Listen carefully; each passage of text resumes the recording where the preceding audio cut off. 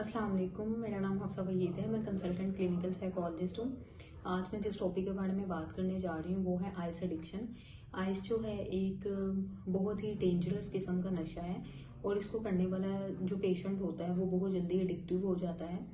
Ice जो है वो उसको छोड़ना बहुत मुश्किल होता है और आज हम इस वीडियो में हम बात करेंगे कि आइस जो है वो किस तरह इंसानी ज़हन को नुकसान पहुँचाती है। आइस 3 तरह से इंसानी ज़हन को नुकसान पहुंचाती है। उसमें सबसे पहले नफ्सियाती नुकसानात होते हैं, फिर जिस्मानी नुकसानात होते हैं और साथ ही साथ समाजी नुकसानात भी होते हैं।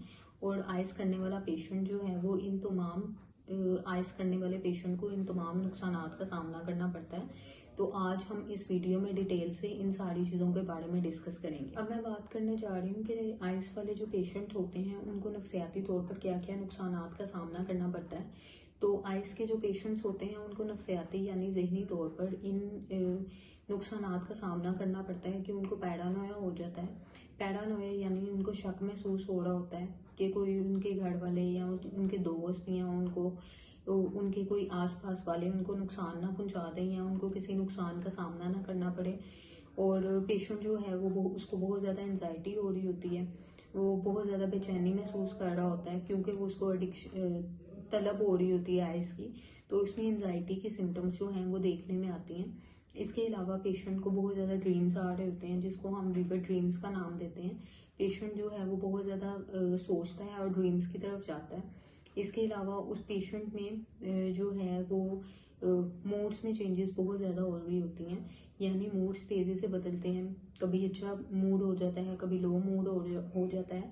तो ये आइस करने वाले पेशेंट को नफ्सियाती तौर पर इन नुकसानात का सामना करना पड़ता है। अब मैं बात करने जा रही हूँ कि आइस करने वाले पेशेंट को जिस्मानी तौर पर क्या क्या चीज़ें किन किन चीज़ों का सामना करना पड़ता है। तो जिस्मानी तौर पर आइस करने वाले पेशेंट को ये नुकसानात होते हैं कि उनके खून की रफ्तार में तेज़ी आ जाती है, दिल की धड़कन तेज़ हो जाती है, नींद की कमी हो जाती है और पेशेंट को भूख बहुत कम लगती है और पेशेंट जो है वो बहुत कमज़ोर हो जाता है और जिस्मानी कमज़ोरी जो है वो उसमें बहुत ज़्यादा हो जाती है। वो बहुत हर टाइम वीक फील कर रहा होता है क्योंकि आइस करने वाले पेशेंट को नींद भी नहीं आती और उसको भूख भी नहीं लगती।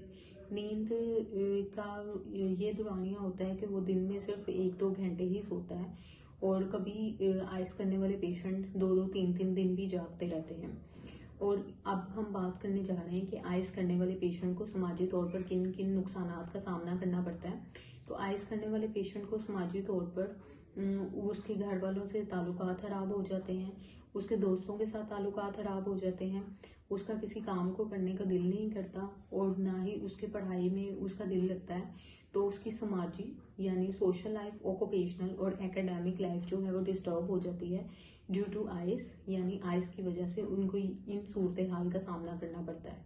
तो आज हमने जिस टॉपिक के बारे में बात की थी वो आइस है और इसमें वो नफ्सियाती तौर पर, जिस्मानी तौर पर और ज़हनी तौर पर और समाजी तौर पर एक पेशेंट को किस तरह नुकसान पहुंचाता है, इस बारे में हमने डिटेल से डिस्कस किया। Thank you so much.